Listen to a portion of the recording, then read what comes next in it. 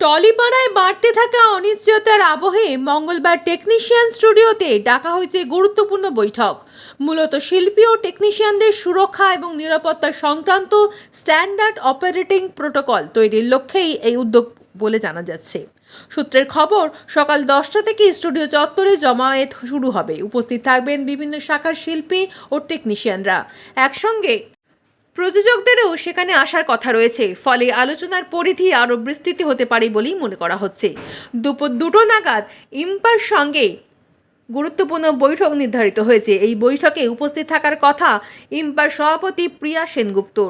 ইন্ডাস্ট্রির চলমান সমস্যা, কাজের পরিবেশ ও নিরাপত্তা সংক্রান্ত একাধিক বিষয়ে এই বৈঠকে উঠে আসতে পারে।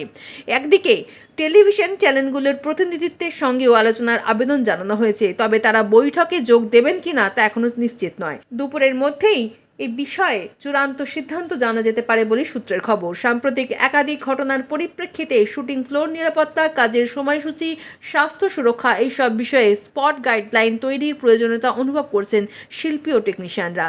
সেই কারণেই আজকের বৈঠককে অত্যন্ত তাৎপর্যমূলক মনে করছেন টলিপাড়ার মহলে।